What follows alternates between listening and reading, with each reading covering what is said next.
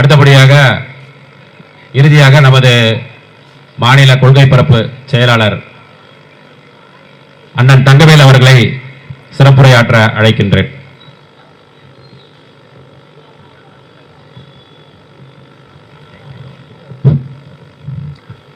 அனைவருக்கும் நமது நாடு மக்களாட்சி நடைபெறும் நாடு. முதற்கண் நமது மக்களுக்கு வணக்கத்தையும் நன்றியையும் தெரிவித்துக் கொள்கிறேன். பெரியோர்கள், சகோதர சகோதரிகள், மாணவ மாணவிகள், ஊடக நண்பர்கள், உழைப்பாளர் சகோதர சகோதரிகள், காவல்துறை சகோதர சகோதரிகள் அனைவருக்கும் முதற்கண் ஆம் ஆத்மி கட்சியின் வணக்கத்தை தெரிவித்துக் கொள்கிறோம். ஆம் ஆத்மி கட்சி என்பது சாதாரண மனிதன் கட்சி, அவ்வளவுதான். சாதாரண மனிதனுடைய கட்சி, வேற எந்த விதமான மாற்றமோ இதில் கிடையாது. இங்க மாற்றத்துக்கான அரசியல் சொல்றாங்க. முதல்ல அரசியல்னாலே நேர்மை நியாயம் உள்ளதுதான் அரசியல். அந்த நேர்மை நியாயம் தவறினால் அது அரசியலே அல்ல. முதல்ல அதை புரிஞ்சுக்கிறோம். நம்ம காமராஜர் நடத்தியது அரசியல், இப்போது நடத்தியது அரசியல் அல்ல. ஊழல், திருட்டுத்தனம், மக்களை ஏமாற்றும் கட்சிகள். தயவு செய்து மக்கள் விழிப்புணர்வு விழிப்புணர்வு எல்லாம் சொல்றாங்க. சொல்லி சொல்லி மக்கள் குழம்பி போயிட்டாங்க. மக்கள் குறை சொல்லக்கூடாது. ஏன்னா அவங்க நல்லவங்க யாரு ஓட்டு போடுறாங்க, அவன் கெட்டவனா ஆயிடுறான். யாரு நல்லவங்கன்னு எப்படி தெரியும்? நாம் தான் அவர்களுக்கு நல்லவர்கள் யார் என்று தெரிவிக்க வேண்டும். அது ஆம் ஆத்மி கட்சி கண்டிப்பாக செய்யும். ஒவ்வொரு கட்சியிலும் நிறைய கட்சி பார்த்திருப்பீங்க, உரிமைகளை பத்தி பேசுவாங்க. எல்லா தலைவரும் உரிமைக்காக போராடுவான். ஆனா அங்க இருக்க தொண்டன் கேட்கிற கேள்வியை கேட்டா அவனை கட்சியை விட்டு வெளியாம சொல்லுவான். அவெல்லாம் உரிமையை பத்தி பேசுறான். ஆனா ஆம் ஆத்மி கட்சி அப்படி அல்ல. சாதாரண ஒரு தொண்டன் கூட கேள்வி கேட்கக்கூடிய ஒரு கட்சி. அப்பேற்பட்ட ஒரு கட்சியை இதுவரைக்கும் மக்கள் பார்த்திராத ஒரு கட்சி. நரேந்திர மோடி உலகத்தையே நான் மாத்திடுறேன், இந்தியாவே மாத்திடுறேன் சொன்ன ஒரு மோடி. காங்கிரஸ் ராகுல் காந்தி ரெண்டு பேருமே இந்தியாவை நாசப்படுத்தினாங்க. அந்த மாதிரி தமிழ்நாட்டில் இந்த திராவிட கட்சிகள் நாசப்படுத்திட்டாங்க. எப்படி? அமிதாப் பச்சன் உங்களுக்கு எல்லாருக்கும் தெரியும், நடிகர் அமிதாப் பச்சன். அமிதாப் பச்சனுக்கு வரி போடக்கூடாது சொன்னவர் தான் ராஜீவ் காந்தி. எங்க ஊழல் ஆரம்பிச்சிருக்கு? முதல்ல இருந்தே ஆரம்பிச்சாச்சு. காங்கிரஸ் பலவீனமானது காரணம் ஊழல். ஊழல் இல்லாத கட்சி ஆம் ஆத்மி கட்சி மட்டுமே என்பது இந்தியாவில் நாங்கள் உரிமையோடு சொல்கிறோம். ஏனென்றால் அதற்கு சில சான்றுகள் சொல்கிறேன். பாஜக பொறுத்த வரைக்கும் ஊழல் இல்லாத கட்சி சொல்லிட்டு இருப்பாங்க, பிரச்சாரம் பண்ணிட்டு இருப்பாங்க. அனைத்து ஊழல்வாதிகளும் இருக்கும் கட்சி பாஜக. இது எத்தனை பேருக்கு தெரியும்? ஒரு சின்ன விஷயம் சான்றோட சொல்றேன் உங்களுக்கு. கொரோனா வந்தது, நல்லா உன்னிப்பா கேளுங்க சகோதரர்கள். கொரோனா வந்தது, எங்க வந்தது? சைனால வந்தது. சாதாரண நரேந்திர மோடி இருக்கும் இடத்தில் நான் இருந்திருந்தால், சாதாரண ஒரு மனிதன் இருந்திருந்தால் நான் என்ன செய்திருப்பேன்? சைனாவில் இருந்து வெளிநாட்டில் இருந்து நம் இந்திய எல்லைக்குள் வருபவர்களை தனியார் மருத்துவமனையில் டெல்லியிலே அமைத்து அவர்களுக்கு சிகிச்சை கொடுத்து கொரோனா முற்றிலும் நீக்கப்பட்ட பிறகு அவர்களை இந்திய எல்லைக்குள் அனுப்பியிருப்பேன். சரியா? அப்போது கொரோனா பரவி இருக்குமா? பரவி இருக்காது. கொரோனாவை பரப்பவிட்டு மக்களை நாசப்படுத்தி கொரோனாவில் பாதிக்கப்பட்ட சிறு தொழில் குறு தொழிலாளர்கள் எப்போது மக்கள் இன்று வரை தலை தூக்க முடியவில்லை. இதற்கு யார் காரணம்? நரேந்திர மோடி ஒருவர் மட்டுமே காரணம். இது அனைத்து சான்றோடு இருக்கிறது. இன்னொன்று, ராகுல் காந்தி அவர் வந்து எப்படின்னா போர் அடிச்சா நாடாளுமன்றத்துக்கு போவார், இல்லைன்னா வெளிநாட்டுக்கு போவார். ஒரு காங்கிரஸ் தலைவர் நாடாளுமன்றத்தை தூங்குறாரு, வீடியோ பார்த்திருப்பீங்க. இத மாதிரி ஒரு தலைவர்கள், அதே மாதிரி மோடி, ஒபாமா பொண்டாட்டி அவங்க கவுர் தான் போடுவாங்க, அவருக்கு புடவை எடுத்து கொடுக்கிறார் மோடி. பாத்தீங்கல்ல, ஒபாமா வந்தபோது ஒபாமா பொண்டாட்டிக்கு புடவை கொடுத்தாரு. நாட்டில் நம்மளுடைய சகோதர சகோதரிகள் சோத்துக்கு வழி இல்லாம துணி கட்ட முடியாம ரோட்டோரத்தில் படுத்திருக்காங்க. அவங்களெல்லாம் பார்க்காத நீ ஒபாமா பொண்டாட்டிக்கு புடவை கொடுக்கிற, இது எந்த விதத்துல நியாயம் சொல்லுங்க? அரசியல்ன்றது சாதாரண விஷயம் இல்லைங்க. காமராஜர் நினைச்சிருந்தா எப்படி வேணாலும் செஞ்சிருக்கலாம். ஏன் இன்னைக்கு வரைக்கும் நம்ம சொல்றோம் முன்னேற்றம் முன்னேற்றம்? என்ன முன்னேற்றம்? ராக்கெட் விடுறான், ராக்கெட் விட்டோன்னு கை தட்டுறான், பாராட்டுறான். சாதாரண சாக்கடையில தண்ணி போகல, அதுக்கு ஒரு 10 இன்ஜினியர். கேவலம் இல்ல, மட்டமா இல்ல. தமிழக முதல்வருக்கு நிறைய கோரிக்கை வைக்கணும் இந்த மேடையில் ஆம் ஆத்மி கட்சி சார்பா சொல்றேன். தயவு செய்து முதல்வரும் துணை முதல்வரும் சைக்கிளிங் போறீங்க, ஈசிஆர்ல போவாதீங்க. நாங்க சொல்ற ஆம் ஆத்மி கட்சி எந்தெந்த ரூட்ல போனோம்னு குண்டும் குழியுமா இருக்கும் பாருங்க, அந்த ரூட்ல 2 பேரும் சைக்கிளிங் போங்க. அப்ப உடம்பும் நல்லா இருக்கும், தெருக்கள் சரியாகும், மக்கள் அவங்களுடைய குறைகளை சொல்லுவாங்க. அதை விட்டு ஈசிஆர்ல சைக்கிள் போகாதீங்க. மட்டமான ஒரு அரசியல் நம்மளுடைய அரசியல். ராகுல் காந்தி சொல்றாரு பிஜேபி ஏத்து பேசுறாரு. பிஜேபி பொறுத்த வரைக்கும் காங்கிரஸ் ஒரு பொருட்டே அல்ல. பிஜேபிக்கு பயம், அச்சம் எல்லாமே ஆம் ஆத்மியை பொறுத்துதான். அதே மாதிரி ஆம் ஆத்மி எந்த கட்சி, பிஜேபி ஒரு பொருட்டே இல்ல ஆம் ஆத்மிக்கு. ஆம் ஆத்மி நினைச்சால் இந்த இந்தியாவை மாற்ற முடியும்.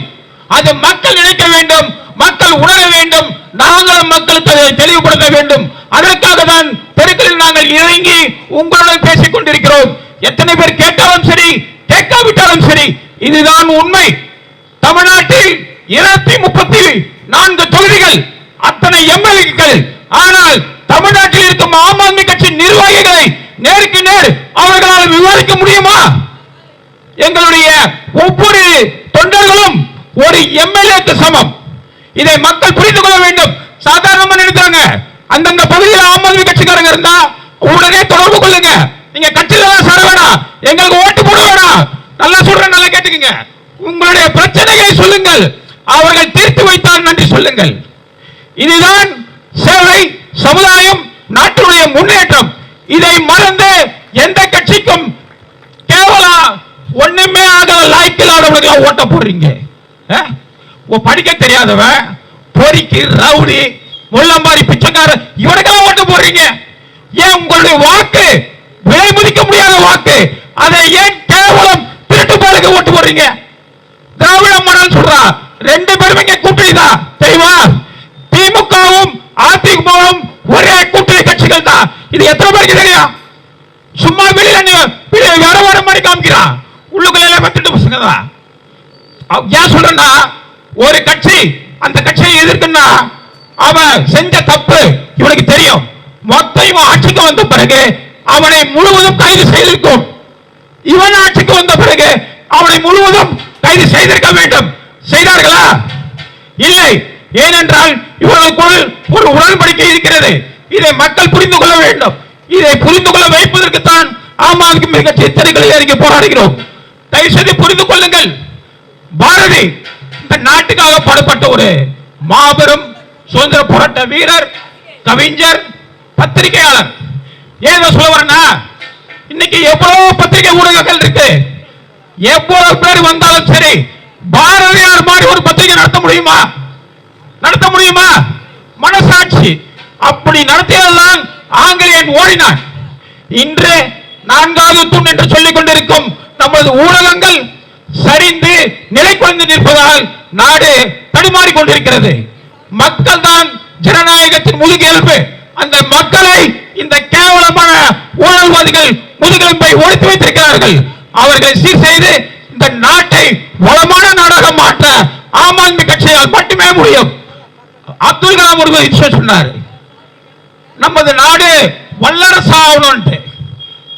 அவர் இந்த மாதிரி கேடுகட்ட அரசியல்வாதிகள் கூட பயணிக்கும் போது அவருக்கு தெரிஞ்சிருக்கும், வல்லரசு எப்படி ஆக முடியும்? முதல்ல ஒரு நல்லரசு வேணும். நல்லரசு இருந்தால்தான் வல்லரசை உருவாக்க முடியுமே தவிர கேவலமான திருட்டு பாய்களுக்கு எப்படியா வல்லரசாக்குங்க சொல்லுங்க. இன்னைக்கு மருத்துவம், கல்வி, எல்லா இடத்திலையும் எல்லாமே ஊழல், எல்லாமே திருட்டு பயலுங்க. சமீபத்தில் ஒரு செய்தி பார்த்திருப்பீங்க. என்ன செய்தி?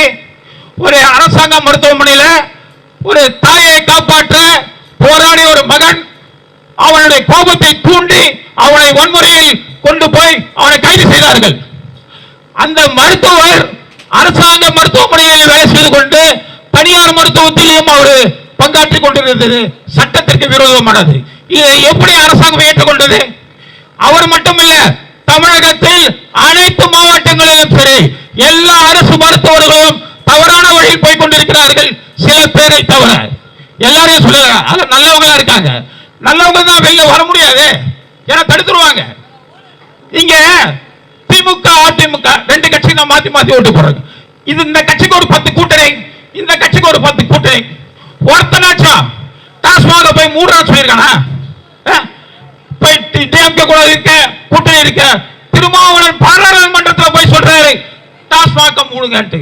ஏன் இங்க போய் சொல்ல வேண்டியதானே? போன வாரம் அம்பேத்கருடைய நிகழ்ச்சி, அதுல திருமாவளவன் கலந்து கொள்ள சொல்லியிருக்காங்க. அதுல அரசியல் ஆதங்கம் வேறன்ட்டு உரிமை உரிமை சொல்லும் போது ஒரு சாதாரண உரிமை, அதை நடத்துறவனுக்கு அந்த உரிமை கிடையாது, கலந்துக்கிறவனுக்கு அந்த உரிமை கிடையாது. அம்பேத்கர் நினைச்சிருந்தா ரொம்ப வருத்தப்பட்டிருப்பார். யாரெல்லாம் அம்பேத்கருக்கு தகுதி இல்லாதவன் அம்பேத்கர் பேரை சொல்லிட்டு இருக்கான். இதான் இன்னைக்கு நாட்டில் நடந்துட்டு இருக்கு. ஆனால் ஆம் ஆத்மி கட்சி அம்பேத்கரை உயர்நிலையில் நாங்கள் வைத்துக் கொண்டாடி கொண்டிருக்கிறோம். பகத்சிங் புரட்சி என்றால் இன்று இளைஞர்கள் போதைக்கு அடிமையாகி அந்த அடிமையை அந்த குடும்பமே சீரழிந்து நடுவில் நின்று காவல்துறைக்கு ஒரு வேண்டுகோள். சென்னையிலே பல இடங்களில் போதைப் பொருட்கள் உலாவிக் கொண்டிருக்கின்றன. ஏன் உங்களால் அதை தடுக்க முடியவில்லை? காவல்துறை ஏன் அதை செயல்பட முடியவில்லை? என்ன காரணம்? அரசாங்கத்திற்கு நீங்க பயப்படுகிறீர்களா, இல்ல அரசாங்கத்தில் நீங்கள் வேலை செய்ய மாட்டேங்கிறீங்களா? என்ன உங்களுடைய கொள்கை சொல்லுங்க. மக்கள் வரிப்பணத்தில் உங்களுக்கு சம்பளம், அதே மாதிரி அரசு மருத்துவர்களுக்கு மக்கள் வரிப்பணத்தில் சம்பளம். நிறைய பேர் சொல்லுவாங்க இவரு அரசியல்வாதி ஆயிட்டாரு, பெரிய லெவல் ஆயிட்டாரு, அரசியல் சம்பாதிக்கிறார். நிறைய பேர் கேள்விப்பட்டிருப்பீங்க. சொல்லுவாங்க, என்ன சொல்லுவாங்க? இவர் அரசியல்ல சம்பாதிச்சிட்டாரு. அது எந்த கட்சிக்காரனா இருக்கட்டும், முதல்ல அதை மாத்துங்கள். அவன் அரசியலில் சம்பாதிக்கவில்லை, மக்கள் பணத்தை திருடிய திருடன் அவன். திருடன் என்று சொல்லுங்கள், சம்பாதிக்கின்ற சொல்லாதீங்க. சம்பாதிப்பது ஒரு மனிதன் தன் உடல் உழைப்பை ஒரு நாள் முழுக்க உழைத்து பெறுவதற்கு பெயர் தான் சம்பளம். இதை முதலில் நாம் புரிந்து கொள்ள வேண்டும். உங்களுக்கு தெளிவான விஷயங்களை நான் சொல்லி முடிக்க ஆசைப்படுகிறேன். பாராளுமன்றத்தில் தூங்கும் ஒரு அரசியல்வாதி, வெளிநாட்டில் சுத்திக் கொண்டிருக்கும் ஒரு அரசியல்வாதி. இவர்கள் இந்தியாவிற்கான ஏற்பாடுகள் சரி முன்னேற்றத்தையும் இவர்களால் கண்டிப்பாக செய்ய இயலாது. ஆம் ஆத்மி கட்சி நிறைய நம்ம வாழ்க்கையில பார்த்திருக்கோம். நமக்கு ஒரு கஷ்டம் வரும்போது கடவுளை வேண்டுவோம். எந்த கடவுளா இருந்தாலும் நம்ம கடவுளை வேண்டுவோம். கடவுள் நேரடியாக வரமாட்டார், ஏதோ ஒரு மனித ரூபத்தில் உதவிக்காக வருவார் என்பதுதான் எல்லோருடைய நோக்கமும் நம்பிக்கையும். அதே மாதிரி காமராஜர் இருந்தாரு தமிழ்நாட்டுக்கு. இந்தியாவில் ஒரு நேர்மையான பிரதமர், கடைசியா இருந்த பிரதமர் யாரு? லால் பகதூர் சாஸ்திரி. சொந்த வீடு கூட இல்லாத ஒரு பிரதமர். அதே காங்கிரஸ்ல இன்னைக்கு காங்கிரஸ் கட்சிக்காரன் சாதாரண ஏழை இருக்கானா? எல்லாம் கோடீஸ்வரன். பிஜேபியும் கோடீஸ்வரன். அவன் ரெண்டு பேருமே ஒண்ணு இல்ல, ரெண்டு பேருமே அண்டர்ஸ்டாண்டிங் உள்ள வந்தா. இங்க எப்படி திமுக உடன்படிக்கையோ அதே மாதிரி பிஜேபி காங்கிரஸ் உடன்படிக்கை தான். ராகுல் காந்தி இவ்வளவு பேசுறாரு. அவர் பதவியில் இல்லாத போது அவர் தங்கியிருந்த வீட்டை காலி பண்ண சொன்னாங்க. சாதாரண ஒரு மனிதனா இருந்தா காலி பண்ணிடணுமா இல்லையா? பண்ணல. சோனியா காந்தியும் பண்ணல. இது எவ்வளவு பெரிய ஒரு சாதாரண ஒரு விஷயம் தான். ஆனா சட்டப்படி குற்றமாக நாம் பார்க்கின்றோம். அதே மாதிரி கக்கன் சொல்றேன், காமராஜர் எப்படி ஒரு நேர்மையானவரோ அதே மாதிரி கக்கன் அவர்கள் சிறப்பானவர், நேர்மையானவர், எளிமையானவர். அவர் மீது ஒரு ஜாதி முத்திரையை கொடுத்து ஒதுக்கி வைத்து விட்டார்கள். சமீப காலத்தில் கூட அவருடைய குடும்பத்தை நாங்கள் பார்த்தோம். எந்த சலுகையும் வாங்காமல் சாதாரண ஒரு குடும்பமாக வாடகை வீட்டில் இன்றும் வசித்துக் கொண்டிருக்கிறார்கள் நம் சென்னையிலே. எத்தனை அரசியல்வாதிகளுக்கு தெரியும்? இதை நாங்கள் நேரில் சென்று பார்த்து வந்தோம். அவர்களுக்கு வாழ்த்துக்கள் சொன்னோம். என்ன காரணம் என்று நாங்கள் கேட்டோம். அதற்கு அவர்கள் சொன்ன ஒரு வார்த்தை, எங்கள் தகப்பனார் கக்கன் அவர்கள் நேர்மையாக எளிமையாக வாழ்ந்தவர். அரசாங்கம் கொடுத்த நிலத்தை அரசாங்கத்திற்கு திருப்பி கொடுத்த ஒரு நல்ல மனம் படைத்தவர். அப்பேற்பட்டவர் நாங்கள் மகனாக பிறந்திருக்கிறோம். நாங்கள் யாரிடமும் கையேந்த மாட்டோம், மக்களை ஏமாற்ற மாட்டோம் என்று சொன்ன ஒரு வார்த்தை நாங்கள் அரசியலுக்கு வந்தது நிறைவடைந்த மாதிரி நாங்கள் அது அன்றைக்கு நாங்கள் சந்தோஷப்பட்டோம். மறுபடியும் சொல்றோம், மக்களுக்கு சொல்றோம், எந்த பிரச்சனைகள் இருந்தாலும் சரி, மருத்துவமாக இருந்தாலும் சரி, வேற கல்லூரி பள்ளிகள் பிரச்சனைகளாக இருந்தாலும் சரி, மற்ற எந்த பிரச்சனைகள் இருந்தாலும் சரி, மக்கள் பிரச்சனைகள், மக்கள் நீங்கள் யாரிடமும் கெஞ்ச வேண்டாம், எந்த ஆப்பிலும் தேட வேண்டாம், ஆம் ஆத்மி கட்சிக்காரரை நாடுங்கள், கண்டிப்பாக உங்களுக்கு உதவி செய்வார்கள் என்று முழு நம்பிக்கையோடு சொல்கிறேன். ஏனென்றால் ஆம் ஆத்மி கட்சி பல மாவட்டங்களில் இதை நாங்கள் செய்து கொண்டிருக்கின்றோம். மாவட்ட ஆட்சியர்களுக்கு ஒரு எச்சரிக்கையும் அவர்களுக்கு ஒரு கவனம் திருப்பி நான் சொல்லிக் கொண்டிருக்கிறேன். என்னென்றால் இன்னைக்கு மழை வெள்ளங்களில் தமிழ்நாடு சின்ன பின்னமாக இருக்கு. யாருனாலங்க? மழை வந்தனாலயா? மழை வந்தனால கிடையாது. உங்களுடைய அஜாக்கிரதை வேலை சரியா செய்யல, அணைகள் பாலங்களை ஒன்று பராமரிக்கல, அதனால வந்த பிரச்சனைகள். மாவட்ட ஆட்சியர்கள் மக்களுக்காக செய்ய வேண்டும். அதாவது கடவுள் சொல்லுவாங்க, மாவட்டத்துக்கு ஒரு கடவுள்னா அது மாவட்ட ஆட்சியர் தான், கலெக்டர் தான். அந்த கலெக்டர் மக்களுக்காக இறங்கி செய்ய வேண்டாம், இவ்வளவு பிரச்சனைகள் வந்திருக்காது. மறுபடியும் சொல்றேன், தமிழக முதல்வருக்கு இப்ப மழைக்காலத்தில் பாதிக்கப்பட்ட மக்கள் அனைவருக்கும் நீங்கள் கொடுக்கும் உதவித்தொகை அதிகம் படுத்தி ஆம் ஆத்மி கட்சி அதை கண்டிப்பாக ஒரு கோரிக்கையாக வைக்கின்றோம். தலா 2000 ரூபாய் நீங்க அறிவிச்சிருக்கீங்க, அது 5000 ரூபாயை அறிவியுங்கள். 5000 ரூபாய் அறிவித்ததை 10000 ரூபாய் அறிவியுங்கள். 10000ஐ 20000 அறிவியுங்கள் என்று ஆம் ஆத்மி கட்சி நாங்கள் கோரிக்கையாக வைக்கின்றோம். மருத்துவர்கள்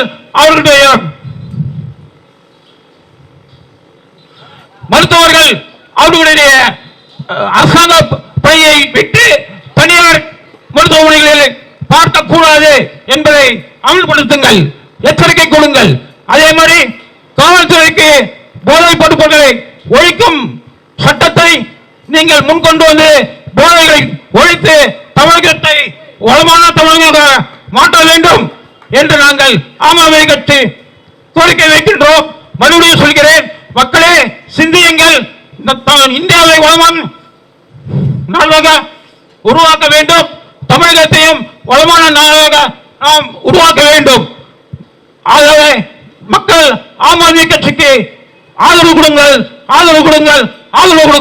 என்று கேட்கின்ற உங்கள் வாய்ப்புகளுக்கு நன்றி தெரிவித்து வெளியேறுகிறேன். நன்றி, வணக்கம், வந்தே மாதரம்.